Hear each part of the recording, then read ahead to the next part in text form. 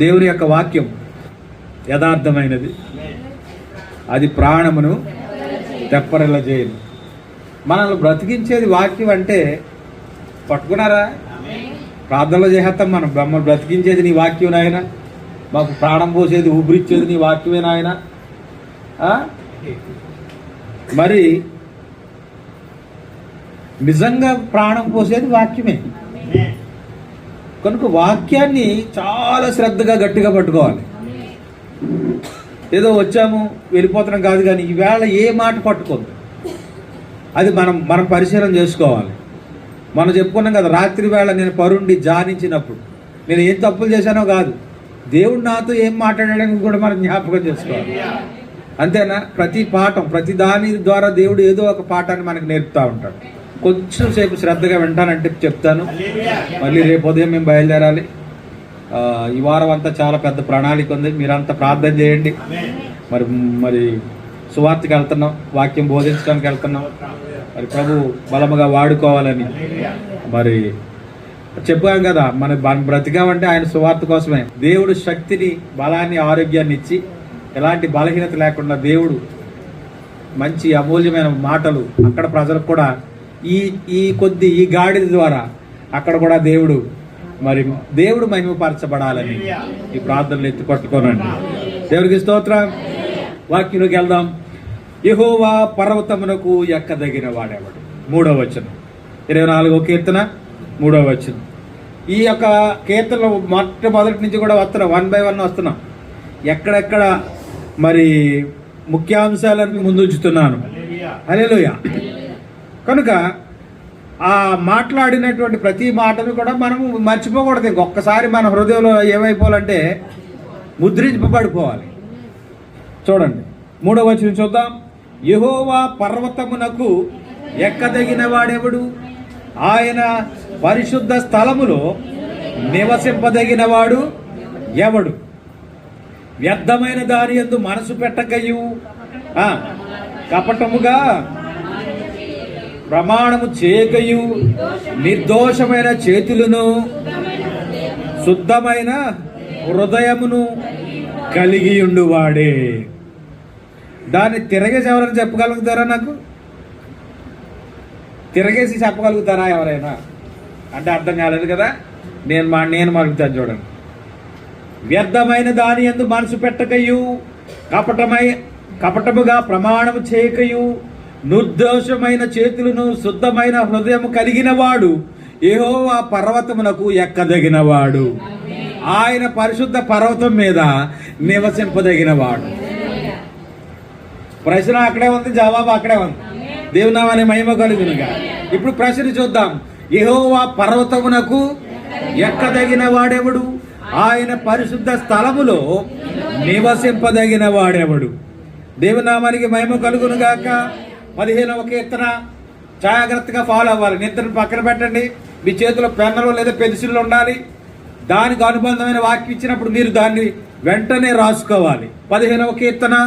యెహోవా నీ గుడారములో అతిథిగా ఉండదగిన వాడెవడు? నీ పరిశుద్ధ పర్వతము మీద నివసింపదగిన వాడెవడు? మీ అనుదిన ధ్యానాల్లో చదువుకుంటూ వెళ్ళిపోయినప్పుడు దేవుడు ఈ మాట ఎక్కడైనా రాయించాడా అని ఆలోచించాలి. అర్థమవుతుందా? అది లాస్ట్కి అలా అయిపోవాలంటే మీరు ఒక పెద్ద డిక్షనరీ అయిపోవాలన్నమాట. పరిశుద్ధమైన అనే పదం వస్తే అది ఎక్కడెక్కడ ఉందో మీ మైండ్లోకి వచ్చేయాలన్నమాట. దేవునికి స్తోత్రం. యెహోవా నీ గుడారములో అతిథిగా ఉండదగిన వాడెవడు? నీ పరిశుద్ధ పర్వతం మీద నివసింపదగిన వాడెవడు? యథార్థమైన ప్రవర్తన కలిగి నీతిని అనుసరించుచు హృదయపూర్వకముగా నిజము పలుకువాడే. మరి ఏంటి యెహోవా పర్వతం? ఏంటి యెహోవా యొక్క నివాసము? ఏంటి దేవుని యొక్క గుడారము? ఆలోచిస్తారా? దేవునికి స్తోత్రం. యెహోవా గుడారములో అనగా ఆయన గుడారం ఎవరో కాదు, కానీ మీరు దేవుని ఆలయమై ఉన్నారని, దేవుని ఆత్మ మీలో నివసించుచున్నాడని మీరు ఎరుగరా? ఆయన నివసించే యోగ్యమైన ఆలయము, ఇల్లు ఏది అంటే మన హృదయమే ఉన్నది. కనుక యెహోవా యొక్క గుడారములో నివసింపదగిన వాడెవరు? ఆయన యొక్క పరిశుద్ధ పర్వతం మీద నివసింపదగిన వాడు, ఆయన ఆలయంలో నివాసం చేయగలిగిన వాడు ఎవరు అంటే పరిశుద్ధాత్మ. అంతేనా? అంటే ముగింపులో చెప్పబోయే మాట ఇప్పుడే చెప్పేశాను మీకు, కన్ఫ్యూజ్ లేకుండా. యెహోవా నీ గుడారములో అతిథిగా ఉండదగిన వాడు ఎవడు అంటే దేవుని యొక్క పరిశుద్ధమైన ఆత్మ, దేవుని యొక్క పరిశుద్ధాత్మ మన హృదయంలో అతిథిగా ఉండాలనుకుంటున్నాడండి. హల్లెలూయా. కనుక ఆయన అతిథిగా ఉన్నప్పుడు మనం ఎలా ఉంటాం? అతిథులు మన ఇంటికి వచ్చినప్పుడు ఎంత మర్యాదగా ఉంటామో మన లోతు గారి జీవితాన్ని మనం నేర్చుకున్నాం. అయ్యా వీరు మా ఇంటికి వచ్చిన అతిథులు అని బ్రతిమాలుకుంటున్నాడు. అతిథులకు మనం ఎలాంటి కూడా హాని చేయకూడదు, అతిథులకు కీడు చేయకూడదు. అతిథులకు చాలా మర్యాదపూర్వకంగా, గౌరవపూర్వకంగా మరి వాళ్ళు చూసుకోవటమే కాదు, కానీ వాళ్ళ ముందు ఎలాంటి దుష్ప్రవర్తన మరి మనం కలిగి ఉండం. వాళ్ళ ముందు ఎంతో జాగ్రత్తగా మనం ఉంటాం. మరి ఎప్పుడు మాట్లాడుకునే విధానంలో వాళ్ళ ముందు మాట్లాడతామా? ఎంతో మరి ఆలోచన కలిగి మరి మాటలు మాట్లాడుతూ ఉంటాం. దేవునికి స్తోత్రం. కనుక యథార్థమైన వాడు ఎవడు అంటే ఇక్కడ కొంచెం ముందుకెళ్తామంటే యథార్థమైన ప్రవర్తన కలిగి నీతిని అనుసరించుచు హృదయపూర్వకముగా నిజము పలుకువాడే. దేవునికి స్తోత్రం. ఎవడు ఆయన పరిశుద్ధ పర్వతం మీద నివసించగలిగిన వాడు? యథార్థమైన ప్రవర్తన ఉండాలి, నీతిని అనుసరించి హృదయపూర్వకముగా నిజము పలకాలి. నీతి ఎలా ఉంటుందంటే సౌలు దావీదును తరుముతున్నప్పుడు ఎన్నోసార్లు దేవుడు సౌలునికి అప్పగించాడు, కానీ దావీదు సౌలుకి ఏ హాని చేయలేదు. చేశాడా? చేయలేదా? చేయలేదు. మరి సౌలుకి ఎదురుగా దావీదు తారసపడినప్పుడు సౌలు ఏమనేవాడు తెలుసా? సౌలు ఏమనేవాడు తెలుసా? దావీదా, నీవు నాకంటే నీతిమంతుడు. ఏంటి నీతి?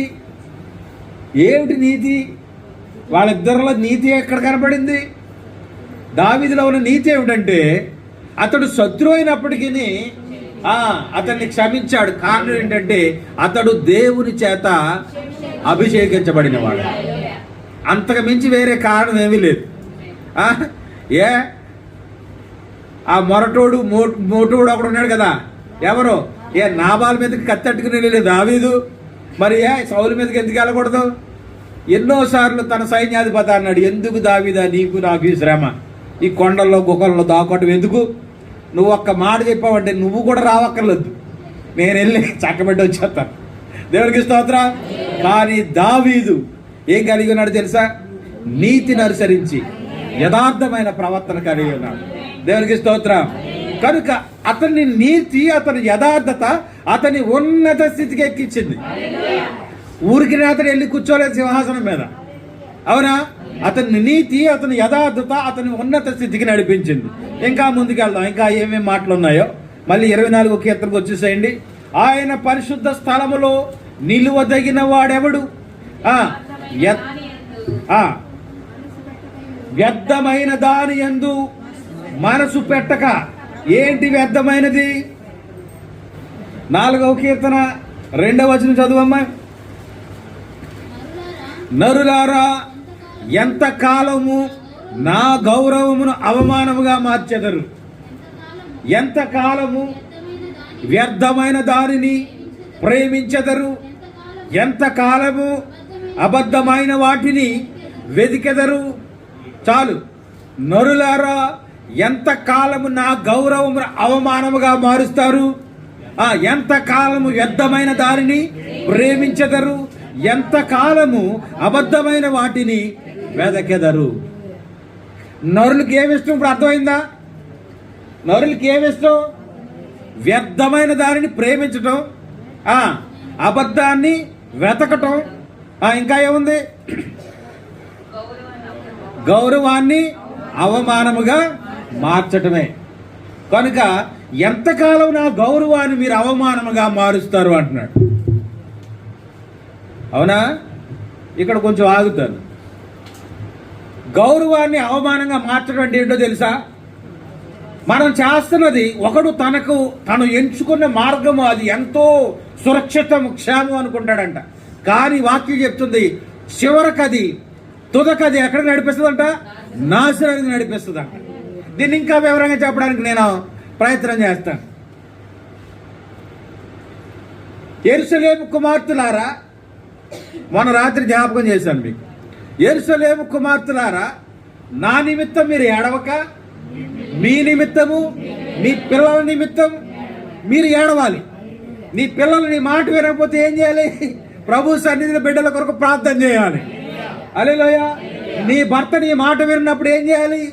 నువ్వు ప్రార్థన ద్వారా, నీ ప్రవర్తన ద్వారా నీ భర్తను రాబట్టవచ్చునని వాక్యం చెప్తావు. ఎలా వస్తాడంటే వాడి చెవిని ఎలా తిప్పాలో తెలుసా? నీ ప్రవర్తనమే వాడిని టర్న్ చేస్తుంది. దేవునికి స్తోత్రం. కనుక యెరూషలేము కుమార్తెలారా, నా నిమిత్తం మీరు ఏడవక, ఎవరి నిమిత్తం ఏడవాలి? మీ నిమిత్తము మీ పిల్లల నిమిత్తం ఏడవమంటుంటే ఈ వేళ ప్రారంభమైంది ఏడవడం. ఎవరి కోసం ఏడుతున్నారో తెలుసా? యేసు ప్రభు కొరకు ఏడుతున్నారు. యేసు ప్రభు మరణాన్ని, యేసు ప్రభు యొక్క మరి ఆ శిలువను ధ్యానం చేసుకొని ఉపవాస కూడుకులు పెట్టుకొని, ఓ ప్రభువా యేసయ్యా మరణించావా. ఆయన ఏం చెప్పాడు? యెరూషలేము కుమార్తెలారా, నా నిమిత్తం మీరు ఏడవక, మీరు నా గురించి ఏడవలసిన అవసరం లేదు. నొక్కేందుకు చెప్తారంటే 2 రోజుల క్రితం చెప్పాను ఈ మాట. మీరు నా నిమిత్తం ఏడవలసిన పని లేదు. ఎందుకంటే నేను ఒక ప్రణాళిక, ఒక విమోచన క్రయధనాన్ని చెల్లించడానికి, మీరు దేవుని నుండి దూరమైనప్పుడు మీరు మిమ్మల్ని మరలా ఎక్కడికి? క్రీస్తు యొక్క స్థానంలో నిలబెట్టడానికి ఒక ప్రత్యేకమైన ఉద్దేశమును, ప్రణాళికను కలిగి నేను వచ్చాను. ఎంత ప్రణాళిక కలిగి వచ్చినప్పుడు నా ప్రణాళికను నేను చేసుకునేవ్వండి. మీరు నాకు అడ్డు రావద్దు. దేవునికి స్తోత్రం. మీరు నా కోసం ఏడవద్దు. ఎవరి కోసం ఏడవాలి? మీకోసం. నీ బ్రతుకు ఆశీర్వదించబడాలని, నీ కుటుంబం దీవించబడాలని, నీ పిల్లలు గొప్పవారు అవ్వాలని నువ్వు దివారాత్రులు దేవుని సన్నిధిలో ఏడవమని వాక్యం చెప్తుంటే, సంవత్సరం అంతా బాగానే ఉంటాం. సంవత్సరం అంతా మనకి ఏడుపు రాదు, అవునా? సంవత్సరం అంతా దేనికి మనం మూతికి ముక్కు చిక్కం పెట్టాం. అయ్యి బాబాయ్, ఈ 40 రోజులు వచ్చేసరికి పబ్లిక్ గా మాట్లాడతాను. మరి ఈ 40 రోజుల వ్యక్తులకి ఎక్కడ లేని భక్తి వచ్చేది ప్రాంతాలకి. నీసి మాంసాలు తినరు. అర్జెంటుగా పెళ్లిళ్ళు చేసేసారు. నిన్న ఈవేళతోటి ముగించిపోయాయి. రేపటి నుంచి క్రైస్తవుడు అనేది ఆవిడ పెళ్లి సంబంధం కూడా వెళ్ళడం. పెళ్లి కాదు కదా, పెళ్లి సంబంధానికి కూడా వెళ్ళరు. ఎందుకు?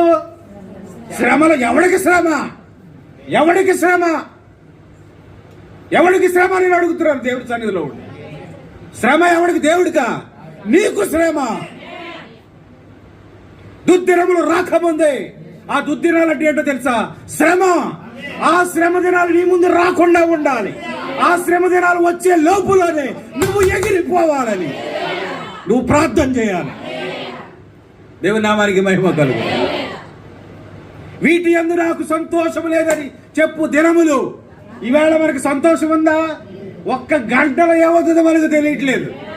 వీటి యందు నాకు సంతోషం లేదని చెప్పు దినములు రాకముందే నువ్వు ఎవరిని స్మరణకు తెచ్చుకోవాలంటే నీ సృష్టికర్తను స్మరణకు తెచ్చుకోవాలి. ఇప్పుడు మనుషులు దేని ప్రేమిస్తున్నారు? వ్యర్థమైనది. నీవు ఏర్పాటు చేసుకున్న ఈ దినాలు ఏవైతే ఉన్నాయో అవి వ్యర్థమైన దేవుని యొక్క వాక్యం చెప్తావు. హల్లెలూయా. నరులారా, ఎంత కాలము నా గౌరవమును అవమానముగా మార్చేస్తారు. మీరేదో నా కోసం ఒక ఏదో ఏర్పాటు చేసేసుకుని మీరు చేసేస్తున్నారు అనుకుని సంబరపడిపోతున్నారేమో కానీ అది నాకు ఏంటో తెలుసా? అవమానము. ఎప్పుడు మరి ఆయన గౌరవం, ఎప్పుడు ఆయనకు ఆనందం, ఎప్పుడు ఆయన నిన్ను బట్టి సంతోషిస్తాడు అంటే ఏంటి? నీవు వాక్య ప్రకారముగా జీవించినప్పుడు. మనం చెప్పుకున్నాం కదా, ప్రవక్త గురించి చెప్పినప్పుడు ఒక మాట చెప్పుదులేదు మీకు. ఏంటి? ఎవరైనా సరే ఇదిగో నేను స్వస్థపరుస్తాను, నేను లేకపోతే ఏదో చేస్తున్నానంటే పరిగెత్తుకెళ్ళిపోయి అక్కడ లైన్లు కట్టేస్తాం, బారులు కట్టేస్తాం. అంటే మన కళ్ళ ముందు ఒకటి కావాలి, అంతేనా? కానీ అలా స్వస్థపరిచేవాడు ఒకడు వస్తాడని, నీ హృదయాంతరంగాలంతా బయలుపరుస్తాడని, అలా బయలుపరిచేవాడు ఒకడు వస్తాడని ఆల్రెడీ అతని ద్వారా, అతని వలన ఒక ఏముందో తెలుసా? ఏముంది? ప్రవచనం ఉంది. అది ఇదిగో ఆ ప్రవచనం నెరవేర్చడానికి ఈయన వచ్చాడు అని. ఆ వచ్చిన వారి మీద మనం విశ్వాసం ఉంచట్లేదు కానీ. అవునా? యేసు గురించి ప్రవచనం ఉందా లేదా? ఉందా? యోహాను గురించి ప్రవచనం ఉందా లేదా? ఉందా? ఏలియా గురించి ప్రవచనం ఉందా లేదా? ఇప్పుడు ఈ కాలపు ఏలియా గురించి ప్రవచనం ఉందా లేదా? వాళ్ళని నమ్మట్లేదు మనం. ఇప్పుడు మన నమ్మిక అంతా ఎక్కడికంటే వేలాది కిలోమీటర్లు, వందలాది కిలోమీటర్లు ప్రయాణం చేసుకుని వెళ్ళి బాకారుతా ఉన్నాం. ఇదంతా వ్యర్థమని దేవుని యొక్క వాక్యం చెప్తా ఉంది. ఇంకా ముందుకెళ్తాను సమయం ఉంటే. నరులారా, ఎంత కాలము నా గౌరవం అవమానముగా మార్చెదరు? ఎంత కాలము వ్యర్థమైన దానిని ప్రేమించెదరు? ఎంత కాలము అబద్ధమైన వాటిని వెదకెదరు? ఇది ఉందా మనలో ఎప్పుడైనా? వ్యర్థము, అబద్ధము, ఇవే మన బ్రతుకులో. ఎంత కాలము అబద్ధమైన వాటిని వెతుకుతారు. మనం ఏం వెతుకుతున్నాం తెలుసా? మనం వెతికేది ఏంటి? నిజాన్ని వెతుకుతున్నావా? సత్యాన్ని వెతుకుతున్నావా? సత్యాన్ని వినడానికి మన చెవులు ఇప్పుడు దురద చెవులంట. సత్యానికి చెవి ఇవ్వట్లేదు మనం. దేనికి ఉదాహరణ పరిగెడుతున్నామంటే అబద్ధానికి వెతుకుతా ఉన్నామని వాక్యంలో ఉంది. అవునా? అబద్ధ బోధలే మనకు కావాలి. సత్యమైన బోధనలు మనం విశ్వాసం ఉంచుతున్నామా? సత్యమైన బోధనలు చెప్తుంటే మన చెవి యొగ్గి ఆలకిస్తున్నామా? అందుకే వాక్యంలో ఉంది. ఏముందో తెలుసా? ఆత్మ సంగములతో చెప్పుచున్న మాట చెవి గలవాడు వినుగా. నీ చెవి దురదలేదంటే నువ్వు సత్యాన్ని ఆలకిస్తావు. నీ చెవులు దురద చెవులైతే అబద్ధ బోధను వెతుకుతూ వెళ్తావు. దేవునికి స్తోత్రం. ఈ రాత్రి ప్రభు అంటాడు, ప్రజలారా, నరులారా, ఎంతకాలం అబద్ధమైన దానిని వెతికెదరు? అంతేనా? ప్రజలు దేని వెతుకుతున్నారు? తండ్రి, కుమార, పరిశుద్ధాత్మ నామంలో బాప్తిస్మం ఇయ్యుడి. అంతేనా? ఇప్పుడు దేన్ని వెతుకుతున్నారు? అబద్ధవాది నిజమా? ప్రజలకు ఏది ఇష్టం? పొరపాటున యేసు నామం అంటలకు చాలు. యేసునామం, యేసు అంటే ఎవరండి? యేసు ప్రభు వారేనా? మరి యేసునామంట్లకి ఎందుకంత పావుల్లాగా లేచిపోతున్నారు తోకల మీద? సత్యం కెడుతుందా? చెవులకి ఎక్కుతుందా? లోకంలో ఏదో నామాలు ఇవ్వట్లేదు కదా, బైబిల్లో ఉన్న నామమే కదా అది. ఆ నామంలో బాప్తిజం తీసుకోమనడానికి ఏమిటి బాధ? దేన్ని వెంబడిస్తున్నారు? దేన్ని వెతుకుతా ఉన్నారు? నిజాన్ని వదిలేసి, సత్యాన్ని వదిలేసి అబద్ధాన్ని ప్రేమిస్తున్నారు, అబద్ధాన్ని వెతుకుతా ఉన్నారు. ప్రభు అడుగుతున్నాడు, నలుగురు ఎంత కాలము మీరు అబద్ధాన్ని వెతికెదరు? ఇంకా చూద్దాం, చూడండి. వ్యర్థమైన దాటిని చూడకుండా నా కన్నులు త్రిప్పివేయము. 119వ కీర్తన 37వ వచనం. ఇప్పుడు చదువు. వ్యర్థమైన వాటిని చూడకుండా నా కన్నులు త్రిప్పివేయము. నీ మార్గములలో నడుచుకున్నటకు నన్ను బ్రతికింపుము. నీవిచ్చిన వాక్యము మనుషులలో నీ భయమును పుట్టించుచున్నది. దేవునామానికి మహిమ కలుగునుగా. మన కన్నులు ఏం వెతకాలి? నిజాన్ని వెతకాలి, సత్యాన్ని వెతకాలి. వ్యర్థమైన వాటిని చూడకుండా నా కన్నులను త్రిప్పివేయము. యేసుప్రభు ఎక్కడైనా చెప్పారా 40 దినాలు ఉపవాసం ఉండమని చెప్పారా? ఆయన మెలకువకుండా ప్రార్థన చేయమన్నాడు, విసుగక ప్రార్థన చేయమన్నాడు. ఇంకా ఏమన్నాయి? మీరు శోధనలో ప్రవేశించకుండానట్లు మెలకువగా ఉండి ప్రార్థన చేయండి అన్నాడు. పట్టుదల కలిగి ప్రార్థన చేయండి అన్నాడు. ఉన్నాయి కదా ప్రార్థనలు ఏ విధంగా చేయాలి? అంతేగాని 40 రోజులు ప్రార్థన చేయమనుందా? 40 రోజుల తర్వాత 40 రోజుల తర్వాత అడుగెక్కమనుందా? 40 రోజులు ప్రార్థన చేస్తాను, 41వ రోజులు ఏం చేస్తా? అడుగు ఎక్కుతావా?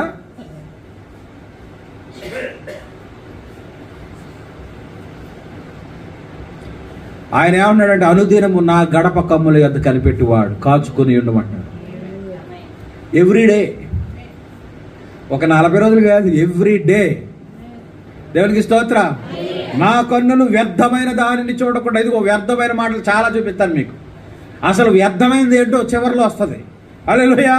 వ్యర్థమైన దానిని చూడకుండా నా కన్నులను త్రిప్పివేయము, నీ మార్గములలో నడుచుకున్నటకు నన్ను బ్రతికింపుము. ప్రసంగి గ్రంథము 2వ అధ్యాయము 11వ వచనం.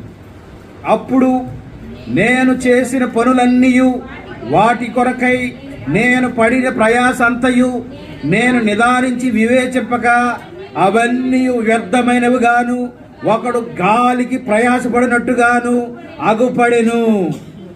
సూర్యుని కింద లాభకరమైనదేది లేనట్టు నాకు కనబడెను.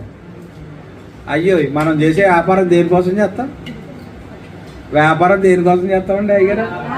లాభం కోసమేనా? ఈ వాక్యాన్ని ఇప్పుడు చదవండి. నేను చేసిన పనులన్నీ అంటే వ్యాపారాలు అనుకుందాం పోనీ, వాటి కొరకే నేను పడిన ప్రయాస అంతా 3 గంటలు లెగిసి పడే ప్రయాస అంతా కూడా నేను నిదానించి వివేచింపగా ఒక్కసారి నిలబడి ఆలోచిస్తే ఏమొస్తుందంట? అవన్నీ వ్యర్థమైనవి, గాలికి ప్రయాసపడినట్టుగా ఆగుపడెను. సూర్యుని కింద లాభకరమైనది ఏది లేనట్టు నాకు కనబడెను. హల్లెలూయా. కనుక మనుషుల ప్రయాసం ఇక్కడ ఏంటి? వ్యర్థం. వ్యర్థమైన దారి యందు మనసు పెట్టకూడదు. రెండవది, వ్యర్థమైన దారిని వెదకకూడదు. చాలా జాగ్రత్తగా వినాలి ఈ మాటలో. వ్యర్థమైనది ఒకటి ఉంది, అది ఏంటో చివరిలో చెప్తా. వ్యర్థమైన దాని చూడకుండా నా కన్నులు తిప్పేయమంటున్నాడు అక్కడ. తర్వాత నరులారా ఎంతకాలం వ్యర్థమైన దారిని వెతుకుతారంటున్నాడు. హల్లెలూయా. ఇంకో మాట చూద్దాం. యెహెజ్కేలు గ్రంథం 13వ అధ్యాయము 8వ వచనం. ప్రభువైన యెహోవా ఇలాగు సెలవిచ్చుచున్నాడు, మీరు వ్యర్థమైన మాటలు పలుకుచు నిరర్ధకమైన దర్శనములు కనుచున్నారు. ఇక్కడ 2 మాటలు ఉన్నాయి. నిరర్ధకమైన దర్శనం కలిగి ఉన్నారు. ఆ దర్శనమే నిజం అనుకుని మీరు ఏం చేస్తున్నారంటే వ్యర్థమైన మాటలు పలుకుతున్నారు. అర్థమైందా? అర్థమైన లామేనారండి? హల్లెలూయా. అసలు నువ్వు చూసే దర్శనం ఏంటంటే నిరర్థకం. అందుకే ఉంది, ప్రవచనాలనే నిలిచిపోతాయి, దర్శనాలనే ఆగిపోతాయి అన్నమాట. మనం చూసే దర్శనం అది నిజమో కాదో మనం వివేచించాలి. అర్థమవుతుందా? కనుక అది వచ్చిన దర్శనం వల్ల దేవుడిచ్చిన దర్శనం అనుకుని పాటర్ గారి సమయం అంతా తీసేసుకుని నువ్వు సంఘంలో చెప్పేసావు అనుకో, దేవుడు నాకు దర్శనం ఇచ్చేసాడు, వెలుగు కనపడిపోయింది, అది కనపడిపోయింది అని. అది ఏంటి తెలిసా? నువ్వేం పలుకుతున్నావు నోట్లోంచి? ఏం పలుకుతున్నావు? వ్యర్థమైన మాటలు. హల్లెలూయా. అర్థమైందా? ఏంటి వ్యర్థం? నువ్వు కనే కళలు కూడా వ్యర్థమే, నువ్వు చూసే దర్శనాలు కూడా వ్యర్థమే. అందుకే అంటున్నాడు ప్రభువా, ఇలాంటి వ్యర్థమైనవి చూడకుండా నా కన్నులు నువ్వేం చేయి? త్రిప్పివే. అర్థమైందా? మత్తయి సువార్త 6వ అధ్యాయం 7వ వచనం.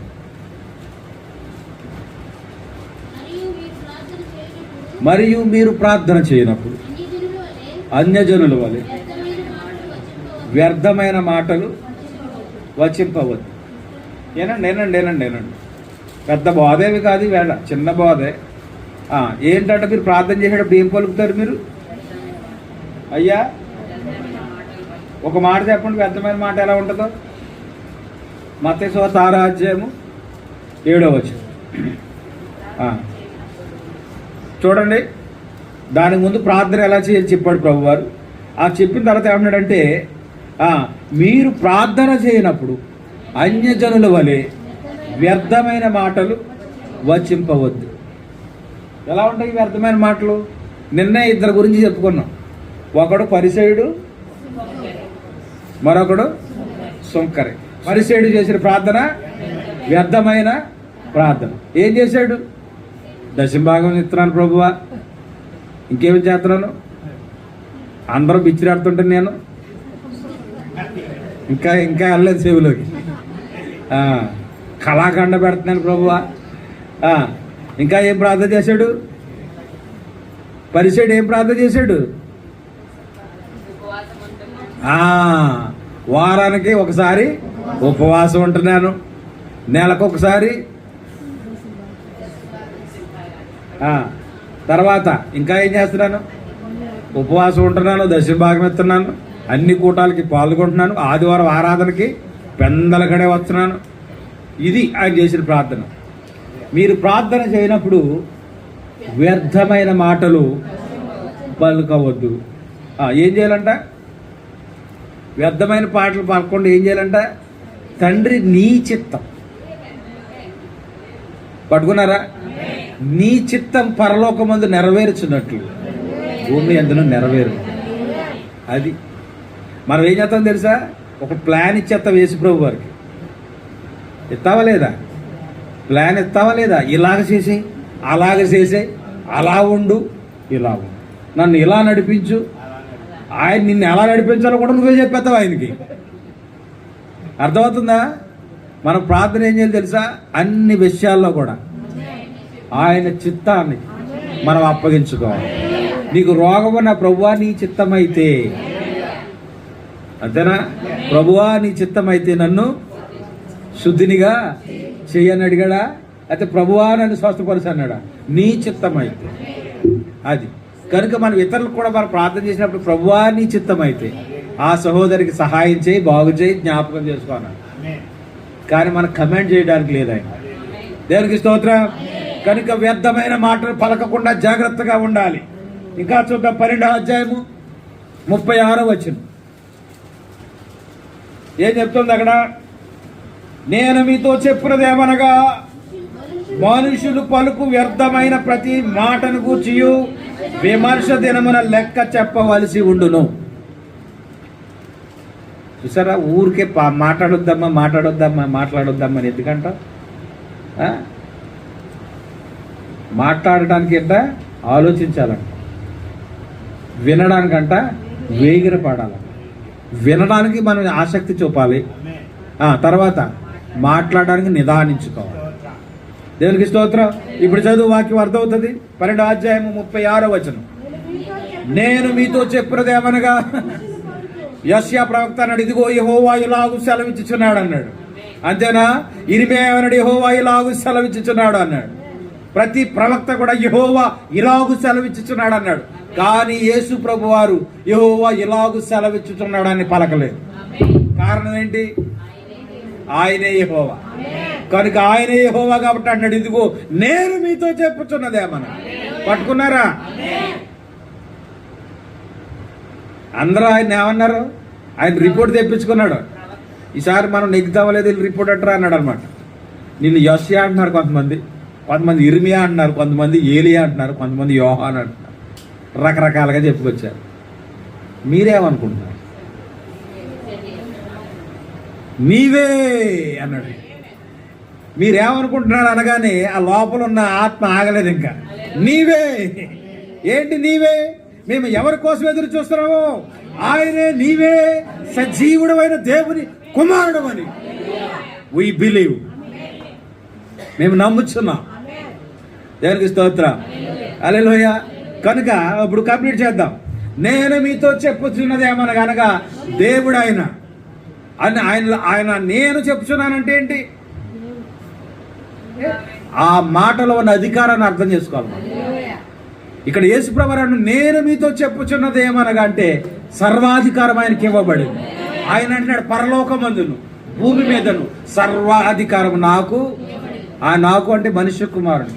మనం ఆయన మనుష్య కుమారుడు అనుకుంటున్నాం కదా, మనిషి అనుకుంటున్నాం కదా, ప్రవక్త అనుకుంటున్నాం కదా. కాదు, ఆయనకు సర్వాధికారం ఇవ్వబడింది. ఎక్కడ? పరలోకమందును భూమి మీద ఆయనకు సర్వాధికారం ఇవ్వబడితే సాతాను గాడు కొండ మీద తీసుకెళ్ళా ఉన్నాడు తెలుసా? ఈ భూమి మీద ఉన్న సకల నీకు ఇచ్చేస్తానంటున్నాడు. ఆయన మనసులో నవ్వుకున్నాడేమో అనుకుంటున్నాను నేను. అంతేనా? పిచ్చివాడా, అవన్నీ నావి కదా అంటలేదు ఆయన. ఆ 1000 కొండల మీద మేకలన్నీ నాయే కదా. నా మేకల దొడ్లోకి వెళ్ళి నాకు ఒక మేకను అడ్డుకొచ్చి నేను దశభాగం ఇచ్చేస్తానంటావా? ఇలా చేస్తావు నువ్వు ప్రార్థన? వ్యర్థమైన మాటలు పలకొద్దు సుమి. దేవుని మహిమ కలుగును కాక. కనుక నేను మీతో చెప్పుచున్నది ఏమనగా మనుషుడు పలుకు వ్యర్థమైన ప్రతి మాటను గూర్చియు విమర్శ దినమున లెక్క చెప్పవలసి ఉండును. ప్రతి మాటకి మనం లెక్క చెప్పాలి. హల్లెలూయా. ఒక్కసారి నోట్లోంచి రాలింది అంటే అది దాన్ని ఎరైజ్ చేయడానికి లేదు, డిలీట్ చేయడానికి లేదు. మనం అనుకుంటున్నాం కదా, ఫోన్లో డిలీట్ చేసేసాను, ఫోన్లో డిలీట్ అవుతుంది, అయిపోయింది అనుకుంటున్నావా? నీ ఫోన్లో కనపడదు, కానీ ఎక్కడ స్టోర్ అవుతుందో తెలుసా? దానికి ఒక హార్డ్ డిస్క్ ఉంటుంది. ఆ ఫోన్ను తయారు చేసిన కంపెనీ వాడి దగ్గర భద్రంగా ఉంటుంది. హల్లెలూయా.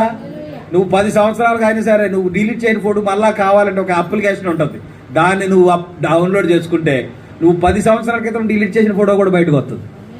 అవునా? మరి శాశ్వతంగా డిలీట్ చేసేవని ఒక ఆప్షన్ ఉంటుంది, అంటే పెర్మనెంట్లీ డిలీటెడ్. అప్పుడు అనుకుంటా అమ్మాయి ఇంక పెర్మనెంట్గా డిలీట్ చేసేసరికి నన్ను ఎవడో చూడలేమనుకోండి, అప్పుడు కూడా తీస్తాడు బయటికి. హల్లెలూయా.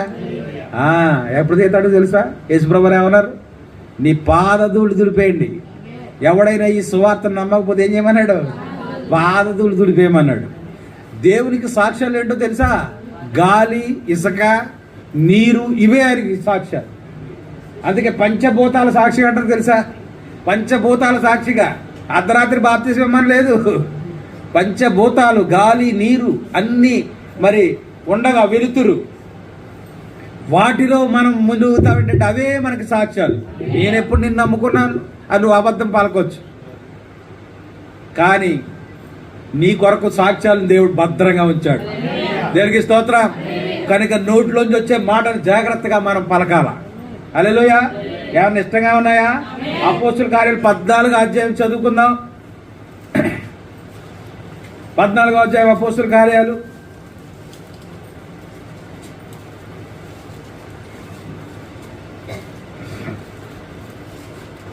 ఎన్నో మాట చదువుతారు అమ్మా? Very good, God bless you. చదువై. అయ్యలారా, మీరెందుకు ఇలాగు చేయుచున్నారు? మేము కూడా మీ స్వభావం వంటి స్వభావం గలవా నరులమే. మీరు ఈ వ్యర్థమైన వాటిని విడిచిపెట్టి ఆకాశమును, భూమిని, సముద్రమును, వాటిలో ఉండు సమస్తమును సృజించిన జీవము గల దేవుని వైపు తిరగవలనని మీకు సువార్త ప్రకటించున్నాను. దేని కొరకు ప్రయాసపడుతున్నాడు పౌలు గారు? అదే దేనికి?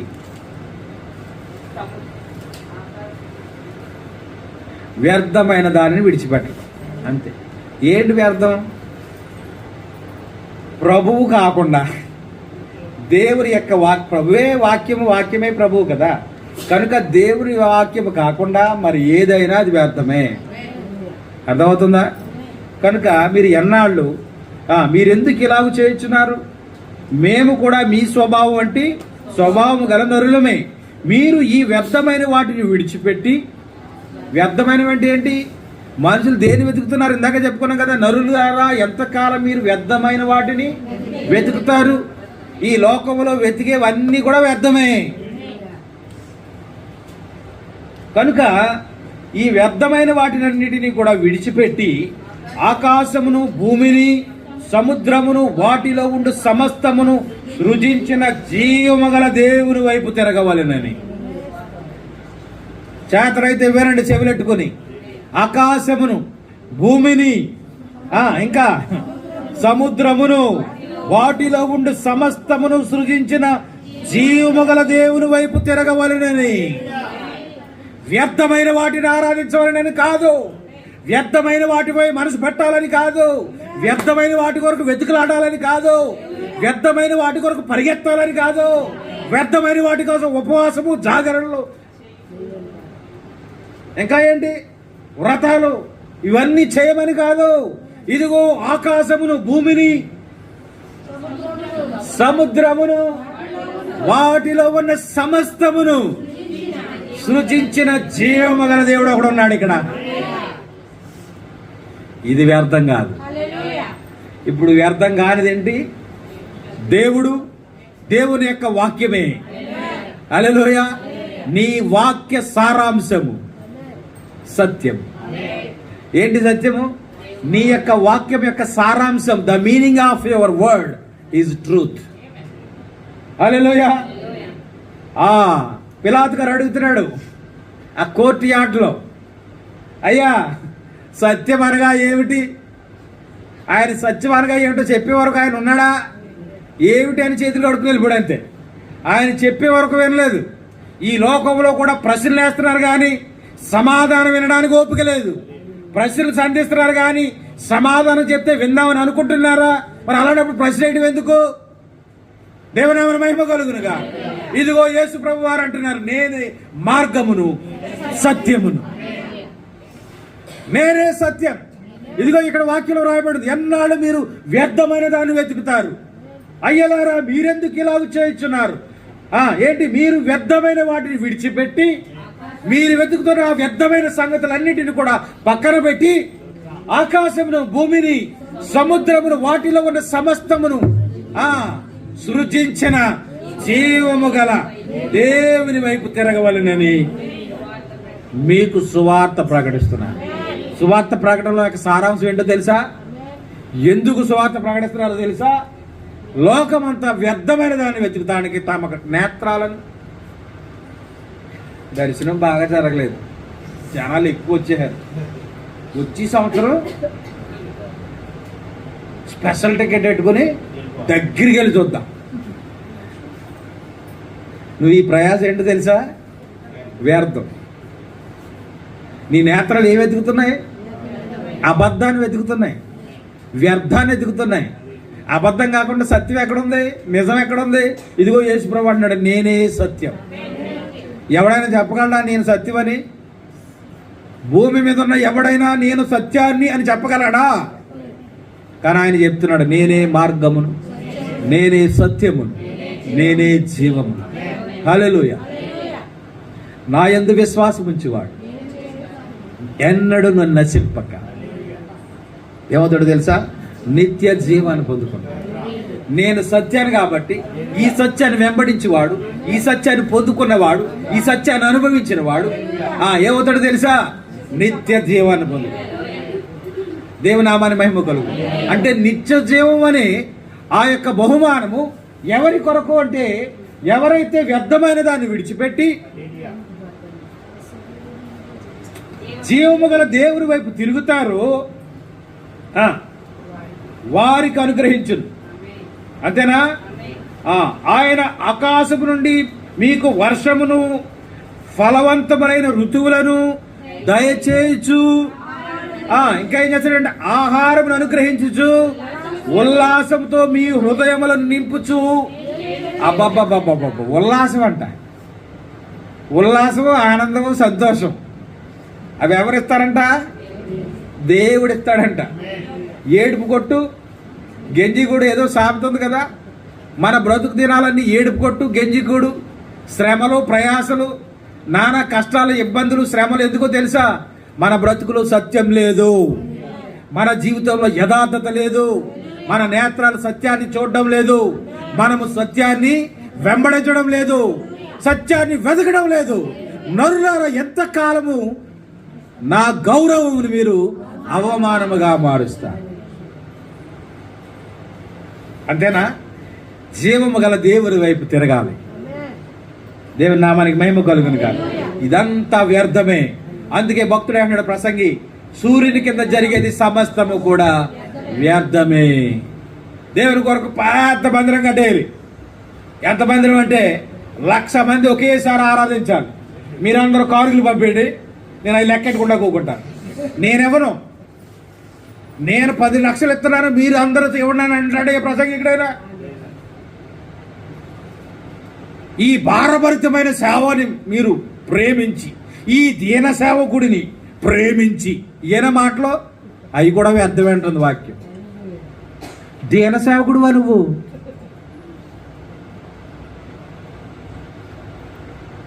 నిజమేనా మాట?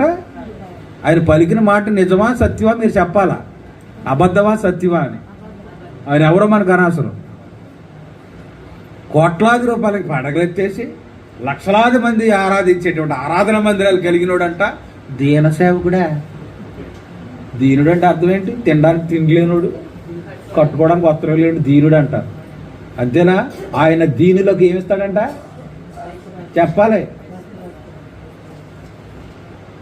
దీనులను లేవనెత్తువాడు. నేల నుండి దరిద్రులను ఆయన లేవనెత్తువాడు. అది మరి కోట్లాది రూపాయలకి పడగలెత్తి ఒక్క మీటింగ్ పెడతారంట. ఆయనే చెప్తున్నాడు ఒక ఆయన 17 లక్షలు ఖర్చు అవుతుందంట. 17 లక్షలు ఖర్చు పెట్టిన ప్రసంగికుడు, బోధకుడు దీనుడా, దరిద్రుడా? మళ్ళీ అంటే ఈయన ప్రేమించి కానుకలు పంపాలంట. మరి నువ్వేమిచ్చావు దేవునికి? ప్రజలు ఇస్తున్నారు సరే, మరి నువ్వు ఇస్తున్నావా? వాక్యం అందరికీ కదా, ఇలాగేనా? ఇలా కదా, ఇలాగే బోధించేరా? ఇలా బోధించుకోవా? వాక్యము 2 అంచెల వాడి అని ఖడ్గం. నువ్వు ఇమ్మని అడిగే ముందు నువ్వు ఇవ్వాలా? దేవుని నామానికి మహిమ కలుగునుగా. ఇంకా చూద్దామా? 17వ వచనం పూర్తిగా చదువు. ఆయనను, ఆయన ఆకాశం నుండి మీకు వర్షమును దయచేయచ్చు, ఆహారం అనుగ్రహించచ్చు. ఓ దేవుని నామానికి మహిమ కలుగును గాక. నీకు ఆహారం ఇచ్చేవాడు ఎవరు? ఎవరండి? ఇజ్రాయెల్ కూడా అలాగే అనుకున్నారు. కళ్ళ ముందు వచ్చి పడుతుంటే ఆహారం, గర్విష్ఠులు అయిపోయి, అహంకారులు అయిపోయి, కొవ్వెక్కిపోయారు. మొన్న వారమే చెప్పుకున్నాం. దేవుడు వారికి ఆహారం ఎక్కడిచ్చాడంట? 5 స్టార్ హోటల్లో కాదు అని చెప్పాను. మర్చిపోయారా? అరణ్యములో ఆహారం పెట్టాడు వాళ్ళకి. ఆహారం తాగడానికి నీళ్లు కూడా దొరకని ప్రదేశంలో దేవుడు దేవతలు తినేటువంటి మన్నాను ఆహారంగా ఇస్తే వాళ్ళు గర్విస్తున్నారండి. దేవునికి విరోధంగా వారు పాపం చేసినప్పుడు, వాళ్ళు మాంసం కోరినప్పుడు దేవుడు మాంసం ఇచ్చాడు. ఆయన ఉగ్రత, వాళ్ళ మాంసం వారి పళ్ళు సందుల్లో ఉండగానే ఇంకా పరిపూర్ణంగా నమ్మలేదాడు. దేవుడు వాళ్ళకి తెగుళ్ళు రప్పించాడు. అర్థమవుతుందా? కనుక ప్రియమైన దేవుని బిడ్డలారా, ఆహారం ఇచ్చేవాడు ఎవరో తెలుసా? దేవుడు ఇస్తున్నాడు అనుకుంటున్నారా? మీ కష్టార్జిత చేత మీరు సంపాదించుకుంటున్నారు అనుకుంటున్నారా? దేవుడు ఇవ్వాలి. ఇంకా చదువు. ఉల్లాసముతో మీ హృదయములను నింపుచు మేలు చేయుడు చేత కన్ను గూర్చి సాక్ష్యము లేకుండా చేయలేదని బిగ్గరగా చెప్పిరి. దేవునామానికి మహిమ కలుగును. వాక్యాలు అర్థమవుతున్నాయా? వ్యర్థమైన మాటల గురించి అయింది. ఇంకా నిర్దోషమైన చేతులు ఉన్నాయి, శుద్ధమైన హృదయం ఉంది. ఇంకా ఏమున్నాయి? అప్పుడు కొండ ఎలాగ ఎక్కుతావో అప్పుడు ఎక్కాలి. అప్పుడు వరకు మనం ఇంకా కొండ ఎక్కలేం. ఏం కావాలంటే మళ్ళా మూలవాక్యానికి వద్దాం. యెహోవా పర్వతం మీదకు ఎక్కదగిన వాడెవడు? ఆయన పరిశుద్ధ స్థలములు నివసింపదగిన వాడు ఎవడు? ఎవడో తెలుసా? వ్యర్థమైన దాడి యందు మనసు పెట్టకయు, కపటముగా ప్రమాణము చేయకయు. కపటంగా ప్రమాణం చేయటం అంటే, కపటంగా ప్రమాణం కూడా చేస్తారా? ఉట్టి పిన్నే నమ్ము, మళ్ళీ రోజులాంటి ఇయ్యకపోతే అడుగు. మళ్ళీ రోజుకి ఇచ్చేది కదా అని డ్వాక్రా డబ్బులు దాచుకుంటారు. టార్గెట్ ఏంటి? మళ్ళీ రోజుకి వచ్చేస్తారు కదా అనుకుంటారు. మళ్ళీ రోజు కాదు కదా, మళ్ళీ సంవత్సరం కూడా రావాలి. ఎలాంటి ప్రమాణం ఇది? కపట ప్రమాణం. మరి నీకు అర్హత ఉందా? మనవారం చెప్పాను, పిల్లలారా ప్రభువునందు మీ తల్లిదండ్రులకు విధేయులయ్యండి. ఆ వాక్యాన్ని జానించే సమయంలో చెప్పాను. బైబిల్ పట్టుకుని దేవుని సన్నిధికి వచ్చే అర్హత నీకు లేదు. నీవు తల్లిదండ్రులు ప్రేమించకపోతే ఏమి లేదు నీకు. వాక్యం చదివే అర్హత లేదంటే బోధించే అర్హత ఉందా? మరి బోధించేస్తున్నారు కదండి, బోధించేయట్లేదా? అర్థమవుతుందా? కనుక నరులారా, ఎంత కాలం నా గౌరవం మీరు అవమానపరుస్తారు. నువ్వు బోధ చేసేయచ్చు, రైటే. ఆ బోధ వలన దేవునికి మహిమ రావట్లేదు, కానీ దేవుని గౌరవాన్ని నువ్వేం చేస్తున్నావు? అవమానపరు. చెప్పగలరా? ధైర్యంగా చెప్పగలరా? నా తల్లిదండ్రులు నేను సన్మానిస్తున్నాను, నా తల్లిదండ్రులు నేను గౌరవిస్తున్నాను, నా తల్లిదండ్రులను ప్రేమిస్తున్నాను. ఆదివారం చెప్పడం పిల్లలు లేరు కదా ఇప్పుడు అంటారా? మన తల్లిదండ్రులు మన పిల్లలమే కదా. ఎన్నాళ్ళు, హౌ లాంగ్ నన్ను మీరు అవమానపరుస్తారు, నా గౌరవాన్ని అవమానపరుస్తారు.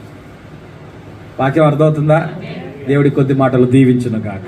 ప్రార్థన చేసుకుందాం. పరిశుద్ధుడా, పరమ తండ్రి, జీవాధిపతి, నీ జీవము గల నామమునకు స్తోత్రం. ఈ రాత్రి కాలం మంది మీరు మమ్మల్ని ప్రేమించి ఇచ్చిన వాక్యం కొరకే వందనాలు. నరులారా, ఎంత కాలము వ్యర్థమైన దాన్ని ప్రేమించెదరు, వ్యర్థమైన దాని కొరకు, అబద్ధము కొరకు మీరు వెతుకుతారని. ఓ దేవా, నిజమే నాయన. మనుషులు తండ్రి వ్యర్థమైన దాన్ని వెతుకుతా ఉన్నారు, అసత్యమైన దాని కొరకే ప్రయాసపడతా ఉన్నారు. అసత్యమైన దాని కొరకే తండ్రి ఎన్నో లక్షలు, కోట్లాది రూపాయలు ఖర్చు పెట్టి ఓ తండ్రి జీవితాన్ని గడుపుతా ఉండగా అదంతా గడగడ నాశనమే. దానివల్ల ఏ ప్రయోజనము లేదని ఏ లాభము లేదని వాక్యం ద్వారా మేము తెలుసుకున్నాం ఆయన. మరి ఏంటి లాభము అంటే, ఇదిగో నీ సన్నిధిలో యెహోవా గుడారమునకు అతిథిగా నుండదగిన వాడెవడు, యెహోవా పర్వతం మీద మరి ఎక్కదగిన వాడెవడు అని దానికి జవాబు నీ యొక్క వాక్యములే ఉన్నది నాయన. శుద్ధమైన హృదయం కలిగి, పవిత్రమైన చేతులు కలిగి, ఓ తండ్రి, కపటమైన ప్రమాణం కాదు కానీ నిజమైన ప్రమాణం చేసి, సత్య ప్రమాణం జరిగించి మా హృదయాన్ని తండ్రి యథార్థంగా నీ సన్నిధిలో ఉంచినప్పుడు మేము తండ్రి కపటం పలకకుండా నిజమే పలికితే మా జీవితంలో ఎలాంటి ఆశీర్వాదం ఉంటుందో ఈ రాత్రి మేము నేర్చుకున్నాం ప్రభువా. ఇదిగో ఆహారం నీవే ఇస్తావు తండ్రి, ఉల్లాసమును ఆనందమును నీవే ఇస్తావు, మా కుటుంబంలో సంతోషమును సమాధానము నీవే ఇస్తావు, ఆశీర్వాదము ఐశ్వర్యమును మీరే ఇస్తారు నాయన. అన్నిటికంటే వెతికి తండ్రి నీ సన్నిధిలో మేము నిందారహితులుగా కావాలి. ఇదిగో వాక్యం అసంపూర్తిగా ముగిస్తా ఉన్నాను. ఇదిగో ఆ వాక్యం మరి చివరిలో అయితే మీరు ఎంతో మరి ఆ పౌలు గారు తండ్రి ఇదిగో పరిశుద్ధమైన కన్యకగా తండ్రి నేను సిద్ధపరిచాను సంఘాన్ని అంటున్నాడు నాయన. ఇదిగో వాటన్నిటిని వదిలిపెట్టి ప్రభువా మేము పవిత్రాలుగా పరిశుద్ధంగా మేము సిద్ధపడినప్పుడు మా హృదయంలో నేను నివాసం చేస్తాను, మమ్మల్ని మీరు అంగీకరిస్తాను, నీ ఆశీర్వాదాన్ని అప్పుడు మాకు దయచేస్తావు. ఇదిగో ఈ ఇహలోకం కొరకు మేము ప్రయాసపడ్డం కాదు కానీ, ఈ ఇహలోకం కనపడుతున్న అబద్ధం మేము ప్రేమించి వాటి కొరకు ప్రయాసపడ్డం కాదు కానీ, ఇదిగో నీవే సత్యము, నీ వాక్య సారాంశం సత్యము నాయన. నిన్ను వెంబడించడానికి తండ్రి మాకు సహాయం దయచేయండి. ఇదిగో తండ్రి వెంబడించడం అంత సులువు కాదు నాయన. ఇదిగో అద్దరికి మీరు వెళ్ళారు, ఆ సముద్ర మార్గంలో తండ్రి ఆ సముద్ర ఒడ్డుకు వెళ్ళి ఇదిగో శిష్యులు మీరు పిలిచారు ప్రభువా నన్ను వెంబడించండి. అవును నాయన, ఇదిగో నిన్ను నమ్మారు, నిన్ను వెంబడించారు ప్రభువా. ఇదిగో వారికి మీరు సెలవిచ్చారు, నేనే మార్గమును సత్యమునని. ఆ మాట వారు నమ్మి సంపూర్ణంగా నిన్ను విశ్వసించి నిన్ను వెంబడించారు ప్రభువా. వారికి ఎంత ధన్యత ఇచ్చావో వాక్యాలు మేము చూసాము నాయన. పరలోకములో తండ్రి ఆ యొక్క సింహాసనం మీద అధిష్టానమును అధిరోహించేటువంటి ఆ భాగ్యమును ధన్యతను ఆ శిష్యులకు మీరు ఇచ్చారు ప్రభువా. అమ్మును ప్రభువా నన్ను వెంబడించి వాడు మరణంలోకి పోక జీవములోకి దాటిపోవునని వాక్యం ఉన్నది నాయన. అవును తండ్రి, ఈ లోకము తండ్రి అంతము మరణము నాయన. అయితే నిన్ను వెంబడిస్తే గనుక మేము నిత్య జీవంలోకి మేము ప్రవేశిస్తాము నాయన. అట్టి భాగ్యము ధన్యత మాకు దయచేయండి. ఈ లోకములో మనుషులు కల్పించిన అబద్ధపు మాటలను నమ్మి అబద్ధపు బోధలను వెంబడించి అసత్యమైన కార్యముల మీద మేము మనసుంచడం కంటే కాదు కానీ నాయన, నీ యొక్క వాక్యం ఏం చెప్తుందో ప్రభువా దాన్ని సంపూర్ణంగా నెరవేర్చు వారిగా ఉండటం మీరే మాకు సహాయం దయచేయండి. నీ ఆత్మ లేనిదే మేము సంపూర్ణంగా నీ యొక్క వాక్యాన్ని మేము నెరవేర్చలేము నాయన. పరిపూర్ణంగా పరిశుద్ధముగా నీ యొక్క వాక్యాన్ని ఆత్మను మాకు దయచేసి నీ ఆత్మ వెలుగులో ప్రతిదాన్ని ప్రభువా మేము గ్రహించి దాని ప్రకారంగా జీవించే భాగ్యం మాకు దయచేయండి. ఇదిగో విన్న మాటను హృదయంలో పదిలిపరిచి ఉల్లాసము ఆనందం ఇచ్చే దేవా నిన్ను వెంబడించి నాకు పరిపూర్ణంగా నిన్ను వెంబడించి నీ దివ్యమైన ఆశీర్వాదం పొందుకునే భాగ్యం వారికే కాదు ప్రతి ఒక్కరికి మీరు దయచేయమని, చేసిన పరిచయం మీరు దీవించి ఆశీర్వదించండి. తిరిగి మీరు రాక ఆలస్యం అయితే మరొకసారి ఈ విధంగా కూడుకొని నీ నామములు ఆనందించే భాగ్యం మాకు దయచేయండి. నీ ఆశీర్వాదమును ఆనందమును మాకు దయచేసి నీ సమాధానంతో మమ్మల్ని ఇళ్ళకు పంపించమని దేవ సిద్ధపరిచిన పలహారాన్ని కూడా మీరు దీవించి ఆశీర్వదించండి. దేవా ఈ యొక్క కూటానికి ఎంత వెచ్చించారో దానికి తగిన ప్రతిఫలాన్ని సమృద్ధిని వారికి దయచేయండి, ఆశీర్వదించండి. యేసు పరిశుద్ధ నామమున ప్రార్థించి వేడుకొంచున్నాను నా పరమ తండ్రి, ఆమేన్. పరలోకమందున్న మా తండ్రి, మీ నామం పరిశుద్ధపరచబడును గాక, మీ రాజ్యం వచ్చును గాక, మీ చిత్తం పరలోకమందు నెరవేరుచున్నాడు, భూమి అందును నెరవేరును గాక. మారుదిన ఆహారం నేడు మాకు దయచేయండి, మరణోత్తరం మీకు క్షమించి మరణములు మీరు క్షమించండి, మమ్మల్ని శోధనలోకి తేక దుష్టుని తప్పించండి. రాజ్యము బలము మహిమ నిరంతరం నీవైనావు తండ్రి. మన ప్రభువును రక్షకుడైన యేసుక్రీస్తు వారి యొక్క కృపయు ప్రేమయు సమాధానమును ఆశీర్వాదమును ఐక్యతను ఆనందమును సమస్తమును ఆయన వల్లనే మనకు దయచేయను గాక. Amen, amen, amen. God bless you all. దేవుడు మిమ్మల్ని దీవించును గాక. ఆమేన్.